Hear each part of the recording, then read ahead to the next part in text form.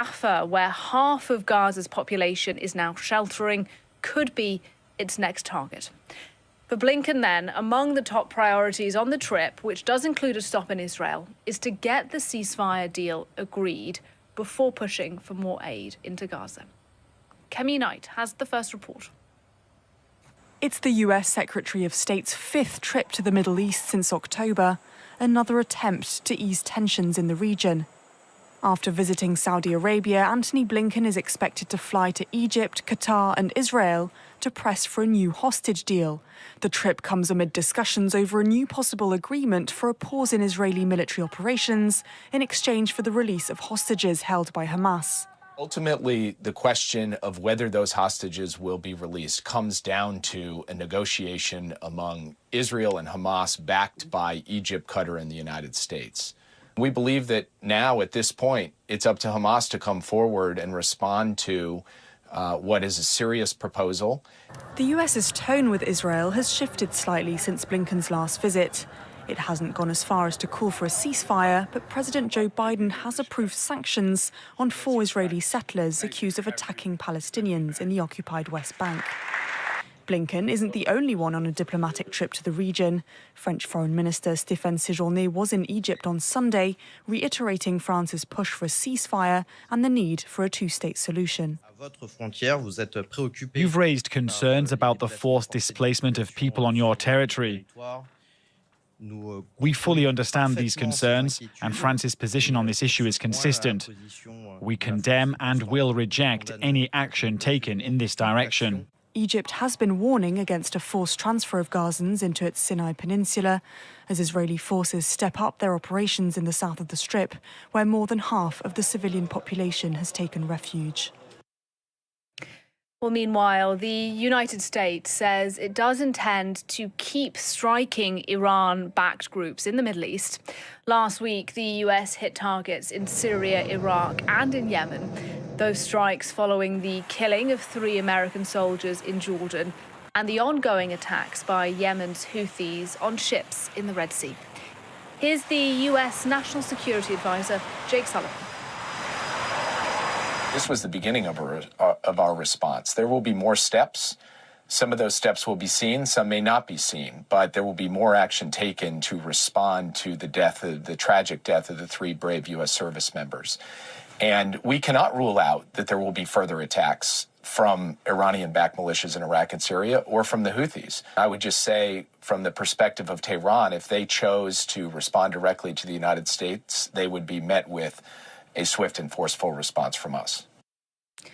In other world news, in Senegal, chants of Macky Sall dictator have been heard outside of Parliament today after the president delayed the election that was supposed to be held on the 25th of February. A few hours ago, police used tear gas to disperse an opposition rally next to the Parliament, where today MPs are debating the election postponement. And with tensions soaring today as well, the government has now also restricted access to the internet. Nick Rushworth has the report. Some people protested, setting up barricades in Dakar, the Senegalese capital. They converged, heeding the call of some opposition candidates to express their anger at President Macky Sall's postponement of the presidential election. Police responded with tear gas. The president is violating the constitution in a very flagrant manner. In tension related to the opposition, former Prime Minister Aminata Touré, now a leading opposition leader, was arrested while arriving at one protest.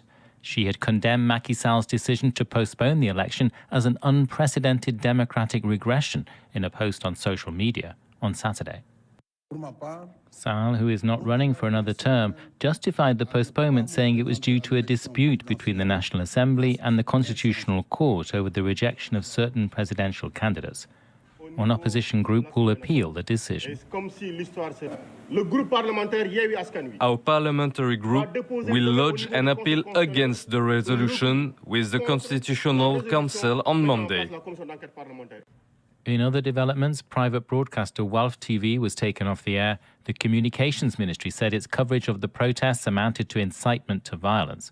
A Senegalese government spokesman speaking to France 24 said the protests were unauthorized. Today, you can see people, the opposition, protesting, even though they complain to the president about the system of sponsorship for the presidential elections. These are people who say one day the sponsorship system didn't work, the Constitutional Court didn't do its job, but then the next day they don't want the election to be delayed, even though that's what they wanted to begin with. Opposition leaders and presidential candidates have lined up to denounce Sall's move. Under Senegal's election code, at least 80 days must pass between the publication of the decree setting the date for the vote and the election itself. To talk a bit more then about those scenes in Dakar, our foreign editor Philip Tull is with me. And Philip, clearly significant anger and unrest in Dakar today. What justification has the government given for delaying this vote? Right, well, first of all, you're right about the worry about the violence in Dakar, not only in Dakar, but around Senegal, with thousands of people directly calling for these elections to be held on schedule on the 25th of February, and saying basically that Macky Sall, who's announced already since last year that he's not going to run for another mandate, has got to go, and there's no way that they're going to put up with these elections being delayed, because what they actually think is going to happen is that there's going to be a power grab. This is Macky Sall saying that he doesn't want to stand down, he's going to do everything he possibly can to cling on to power. Now, this all blew up because of journalists drawing the attention to the fact that Karim Wade, who is the son of Abdoulaye Wade, was not just Senegalese, but has dual nationality. He's French and Senegalese, and therefore cannot run for president in the country because he's not wholly Senegalese. That was taken up by the Constitutional Court, which then said that they were going to reject his candidacy on the list coming up for the presidential elections. So the opposition, the PDS, called for an inquiry into the Constitutional Court and the Constitutional Council, and then the announcement was made that there's going to be a discussion taking place in the National Assembly, not only to delay the election for at least 6 months, but also to make sure that Macky Sall remains in power until a successor has been elected to take his place. Now, Macky Sall's mandate is going to end on the 2nd of February. So there's a lot of worry about the fact that, well, what's going to happen after the 2nd of February? Is Macky Sall going to stay in power? And if so, what kind of power is that going to be? There is also no date written down in these discussions taking place in the National Assembly this afternoon of the 2nd of February, which means that, in theory, if the election is going to be held 6 months after the 25th of February, that's the 25th of August, that means that there doesn't have to be an election on the 25th of August, and Macky Sall could remain in power after that date. So I think that explains why there's so much worry on the streets of Dakar and elsewhere in Senegal right now. All right, Philip Tull, thank you very much indeed. Philip Tull, our foreign editor, with some thoughts there on those images we've been looking at from Dakar in Senegal. And that's a wrap for this programme. Thanks for watching, and do stay with us.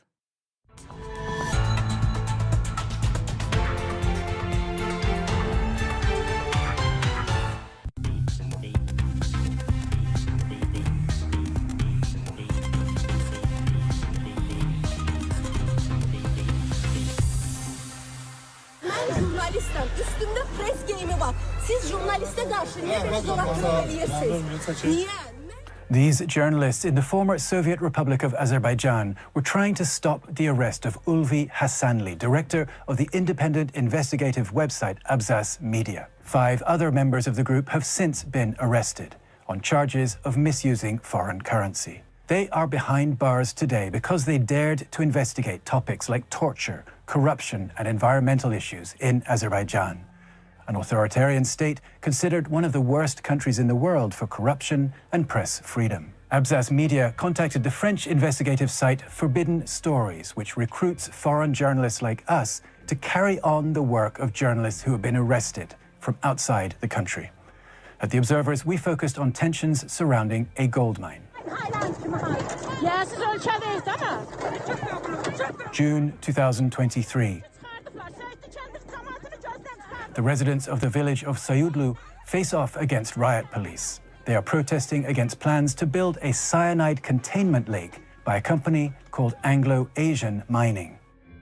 Anglo-Asian is based in the UK. Its key shareholders, an Iranian-American businessman and a former US governor.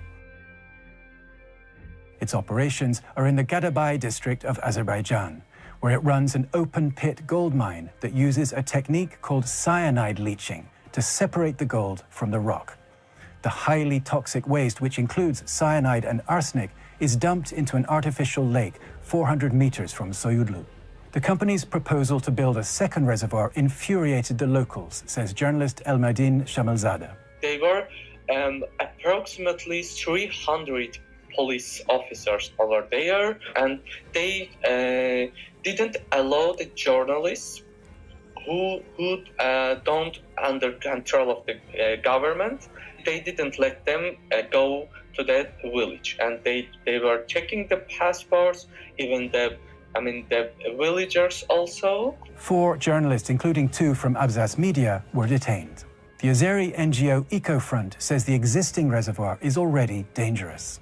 Last couple of years, it has been enlarged, and they have literally just dig the corners and enlarged it. This toxic water infiltrates through the rocks and everything and goes to the river and the springs. This village have agricultural life. They are taking their animals to their kettles there, like cows or sheep, whatever.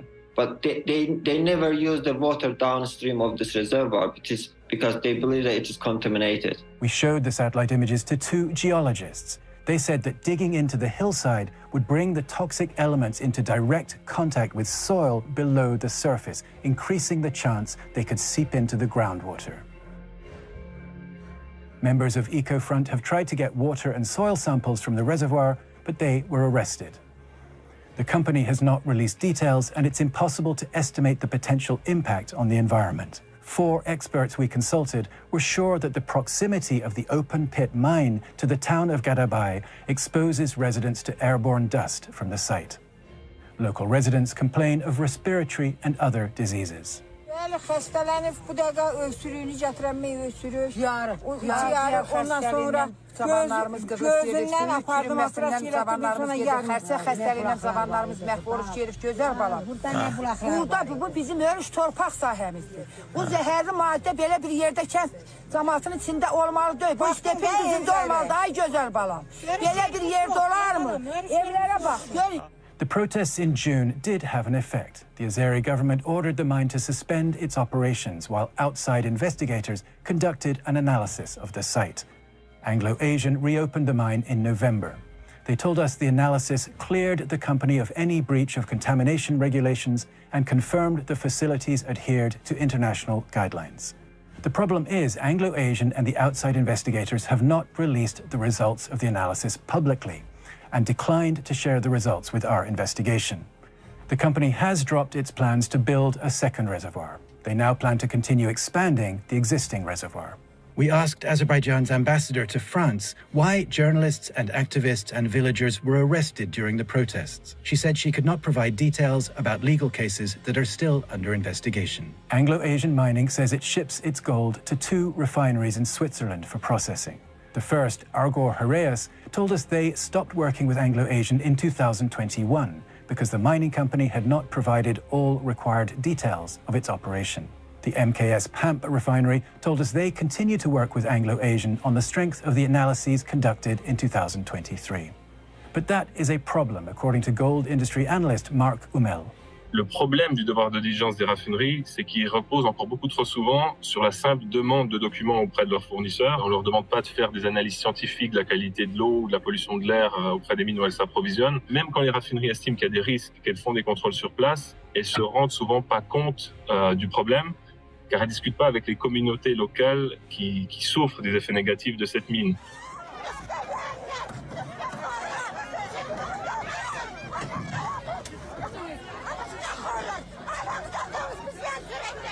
The 2 refineries provide gold to companies that include Apple, Hewlett-Packard, Asus, and Tesla. They did not respond to our request for information. Our 6 colleagues at Abzas Media face up to 8 years in prison. They have had limited access to lawyers. For the rest of our investigation, including the use of torture in Azerbaijan, go to our website, observers.france24.com. I'll see you next time.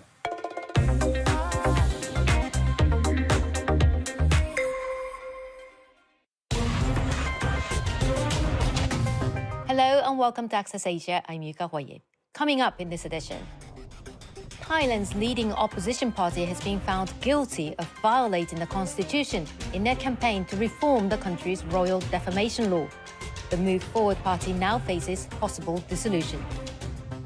The cars we drive may contain parts made with forced labor in China. A warning from Human Rights Watch in a new report calling on car makers to do more to make sure such materials don't enter their supply chains. And we take a deep dive into Japan's otokonoko subculture, where men like to dress up as girls. But it's not about sexual orientation or identity, but a form of gender expression. But first, Thailand's draconian lèse majesté law is once again in the international spotlight. The country's highest court has ruled that the opposition party Move Forward had attempted to overthrow the constitutional monarchy by proposing to amend the law, which bans any criticism of the royal family. Its members could now be barred from politics. Our correspondents were at the Supreme Court to hear the verdict and sent us this report. Victory for fans of Thailand's royal institution. I have no words to express my joy. Judges on the Constitutional Court have declared the frontrunner in Thailand's 2023 election to be in violation of the Constitution for proposing to reform the lèse majesté law, also known as Section 112. This part of the criminal code protects the royal institution from any criticism. As they exit the court, tension arises.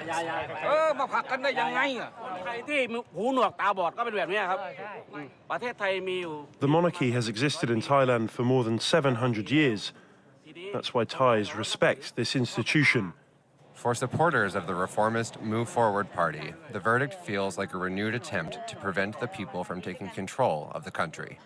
Although the party prevailed as the winner of the May 2023 elections, it was unable to form a coalition government because of their platform to reform Section 112.